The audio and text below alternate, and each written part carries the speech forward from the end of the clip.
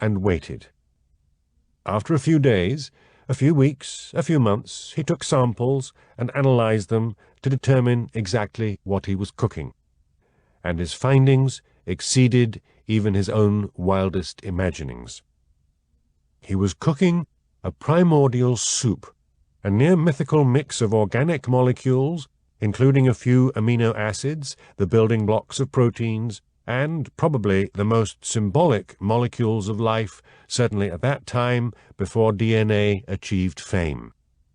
Even more strikingly, the amino acids that actually formed in Miller's soup tended to be the same as those used by life, rather than others drawn randomly from a large reservoir of potential structures. In other words, Miller electrified a simple mixture of gases, and the basic building blocks of life all congealed out of the mix. It was as if they were waiting to be bidden into existence. Suddenly, the origin of life looked easy. The idea must have captured something of the spirit of the age, for the story made the cover of Time magazine, an unprecedented splash of publicity for a scientific experiment. Over time, though, the idea of a primordial soup fell out of favor. Its fortunes hit a nadir when analyses of ancient rocks made it plain that the Earth had never been rich in methane, ammonia, and hydrogen, at least not after the great asteroid bombardment that blasted off the Moon. That colossal bombardment shredded the first atmosphere of our planet, sweeping it away into space. More realistic simulations of the primordial atmosphere proved disappointing. Try passing electric discharges through a mixture of carbon dioxide and nitrogen, with trace levels of methane and other gases, and your yield of organic molecules drops dismally. Scarcely an amino acid in sight. The primordial soup became little more than a curiosity, if still a fine demonstration that organic molecules could be made by simple means in the lab. The soup was rescued by the detection of abundant organic molecules in space, most notably on comets and meteorites. A few of these seemed to be composed almost entirely of dirty ice and organic molecules, and served up a remarkably similar array of amino acids to those formed by electrifying gases. Beyond the surprising fact of their existence, it was beginning to look as if there was something specially favored about the molecules of life, a small subset of the vast library of all possible organic molecules. The great asteroid bombardment now took on quite a different face. No longer merely destructive, the pounding became the ultimate source of all the water and organic molecules needed for life to get going. The soup was not indigenous to Earth, but delivered from outer space. And although most organic molecules would have been frazzled on impact, calculations suggested that enough could have survived to stock a soup. If not quite the seeding of life from space advocated by cosmologist Fred Hoyle, the idea nevertheless tied the origins of life, or at least the soup, to the fabric of the universe. Life was no longer a lonely exception, but now a magisterial cosmological constant, inevitable as gravity. Needless to say, astrobiologists loved the idea. Many still do. Quite apart from being a pleasing idea, it gave them job security. The soup was also pleasingly palatable with molecular genetics, and especially the idea that life is all about replicators, in particular genes made of DNA or RNA, which can copy themselves with fidelity and pass on to the next generation. More on this in the next chapter. It is certainly true that natural selection can't work without some sort of replicator, and it is equally true that life can only evolve complexity through the auspices of natural selection. For many molecular biologists, then, the origin of life is the origin of replication, and a soup fits that idea nicely, as it seems to provide all the constituents needed for competing replicators to grow and evolve.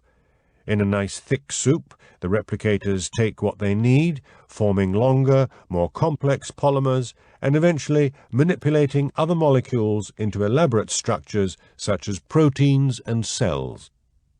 In this view, the soup is an alphabetic C writhing with letters, just waiting for natural selection to fish them out and turn them into surpassing prose. For all this, the soup is a pernicious idea. Not pernicious because it's necessarily wrong. There really might have been a primordial soup once upon a time, even if it was a lot more dilute than originally claimed. It is pernicious because the idea of a soup deflected attention away from the true underpinnings of life for decades. Take a large, sterilized tin of soup or peanut butter and leave it for a few million years. Will life emerge? No. Why not? Because, left to themselves, the contents will do nothing but break down. If you zap the tin repeatedly, you won't be any better off, for the soup will only break down even faster. A sporadic and massive discharge like lightning might persuade a few sticky molecules to congeal together in lumps, but it is far more likely just to shred them into bits again. Could it create a population of sophisticated replicators in a soup? I doubt it. As the Arkansas Traveler has it, you can't get there from here. It's just not thermodynamically reasonable, for the same reasons that a corpse can't be brought back to life by electrocuting it repeatedly. Thermodynamics is one of those words best avoided in a book with any pretense to be popular, but it's more engaging if seen for what it is, the science of desire. The existence of atoms and molecules is dominated by attractions, repulsions, wants, and discharges, to the point that it becomes virtually impossible to write about chemistry without giving in to some sort of randy anthropomorphism. Molecules want to lose or gain electrons, attract opposite charges, repulse similar charges, or cohabit with molecules of similar character. A chemical reaction happens spontaneously if all the molecular partners desire to participate, or they can be pressed to react unwillingly through greater force. And of course some molecules really want to react, but find it hard to overcome their innate shyness. A little gentle flirtation might prompt a massive release of lust, a discharge of pure energy. But perhaps I should stop there. My point is that thermodynamics makes the world go round. If two molecules don't want to react together, then they won't be easily persuaded. If they do want to react, they will, even if it takes some time to overcome their shyness. Our lives are driven by wants of this kind.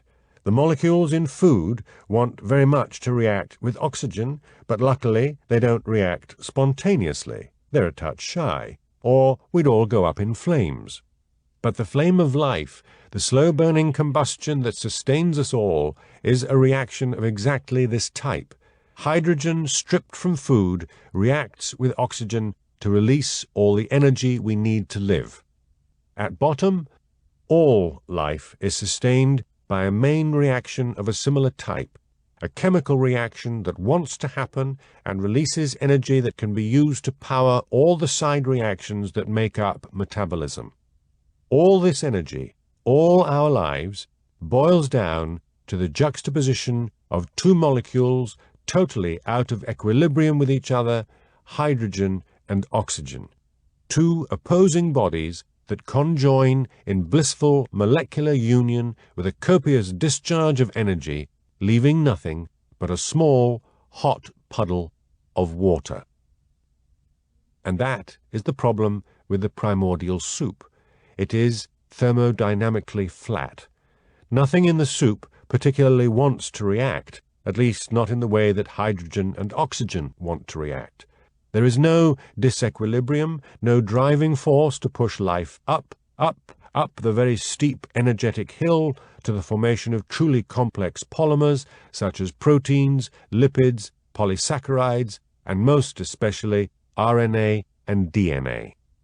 The idea that replicators like RNA were the first figments of life predating any thermodynamic driving force, is, in Mike Russell's words, like removing the engine from an automobile and expecting the regulating computer to do the driving. But if not from a soup, where did the engine come from?